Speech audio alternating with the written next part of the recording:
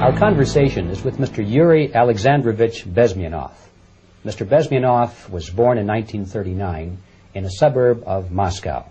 He was the son of a high-ranking Soviet Army officer. He was educated in the elite schools inside the Soviet Union and became an expert in Indian culture and Indian languages. He had an outstanding career with Novosti, which was and still is, I should say, the press arm or the press agency of the Soviet Union. It turns out that this is also a front for the KGB. He escaped to the West in 1970 after becoming totally disgusted with the Soviet system, and he did this at great risk to his life. He certainly is one of the world's outstanding experts on the subject of Soviet propaganda and disinformation and active measures. When the Soviets use the phrase ideological subversion, what do they mean by it? Ideological subversion is the process which is legitimate, overt, and open. You can see it with your own eyes. All you have to do, all American mass media has to do, is to unplug their bananas from their ears, open up their eyes, and they can see it. There is no mystery. There is nothing to do with espionage. I know that espionage, intelligence gathering, looks more romantic. It sells more deodorants through the advertising, probably. That's why your Hollywood producers are so crazy about James Bond type of thrillers. But in reality, the main emphasis of the KGB is not in the area of intelligence at all. According to my opinion and opinion of many defectors of my caliber, only about 15% of time, money, and manpower is spent on espionage as such. The other 85% is a slow process which we call either ideological subversion or active measures, активные мероприятия in the language of the KGB, or psychological warfare. What it basically means is to change the perception of reality of every American to such an extent that despite of the abundance of information, no one is able to come to sensible conclusions in the interests of defending themselves, their families, their community, and their country. It's a great brainwashing process which goes very slow, and it's divided in four basic stages. The first one being demoralization. It takes from 15 to 20 years to demoralize a nation. Why that many years? Because this is the minimum number of years which requires to educate one generation of students in the country of your enemy, exposed to the ideology of the enemy. In other words, Marxism-Leninism ideology is being pumped into the soft heads of at least 3 generations of American students without being challenged or counterbalanced by the basic values of Americanism, American patriotism. Most of the activity of that department was to compile huge volume of information on individuals who were instrumental in creating public opinion. Publishers, editors, journalists, actors, educationalists, professors of political science, members of parliament, representatives of business circles. Most of these people were divided roughly in 2 groups. Those who would toe the Soviet foreign policy, they would be promoted to the positions of power through media and public opinion manipulation.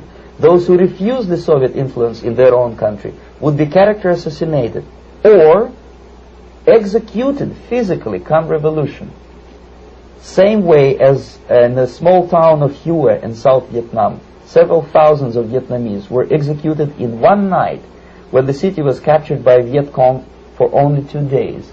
And American CIA could never figure out how could possibly communists know each individual, where he lives, where to get him, and would be arrested in one night, basically in some 4 hours before dawn, put on a van, taken out of the city limits and shot. The answer is very simple. Long before communists occupied the city, there was extensive network of informers, local Vietnamese citizens, who knew absolutely everything about people who are instrumental in public opinion, including barbers and taxi drivers.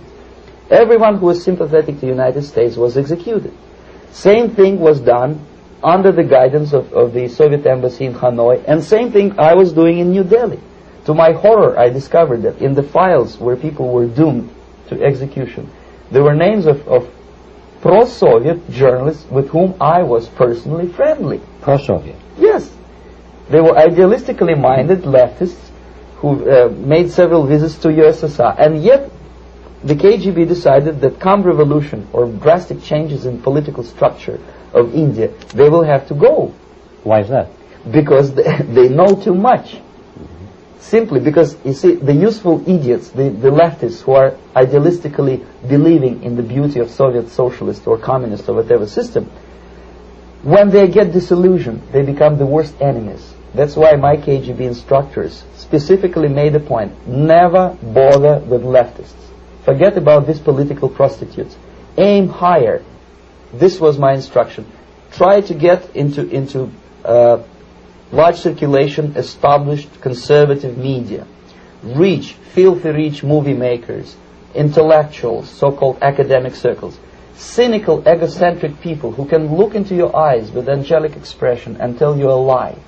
These are the most recruitable people, people who lack moral principles, who are either too greedy or too suffer from self-importance. They feel that they matter a lot. These are the people who KGB wanted very much to recruit. But to eliminate the others, to execute the others, don't they serve some purpose? Wouldn't they be the ones they rely on? They serve purpose only at the stage of destabilization of a nation. For example, your leftists in United States, all these professors and all these beautiful civil rights defenders, they are instrumental in the process of the subversion only to destabilize the nation. When their job is completed, they are not needed anymore. They know too much. Some of them, when they get disillusioned, when they see that Marxist-Leninists come to power, obviously they get offended. They think that they will come to power. That will never happen, of course. They will be lined up against the wall and shot. But they may turn into the most bitter enemies of Marxist-Leninists when they come to power. And that's what happened in Nicaragua. You remember most of these former Marxist-Leninists were either put to prison or one of them split, and now he's working against Sandinistas. It happened in Grenada when Maurice Bishop was already a Marxist. He was executed by a new Marxist who was more Marxist than this Marxist. Same happened in Afghanistan when first there was Taraki, he was killed by Amin, then Amin was killed by Babrak Karmal with the help of KGB. Same happened in Bangladesh when Mujibur Rahman, very pro-Soviet leftist, was assassinated by his own Marxist-Leninist military comrades. It's the same pattern everywhere. The moment they serve their purpose, all the useful idiots are either be executed entirely, all the idealistically minded Marxists, or exiled or put in prisons, like in Cuba. Many former Marxists are in Cuba. In prison. So basically America is stuck with demoralization, and unless, even if you start right now, here, this minute, you start educating new generation of Americans, it will still take you 15 to 20 years to turn the tide of ideological perception of reality back to normalcy and patriotism.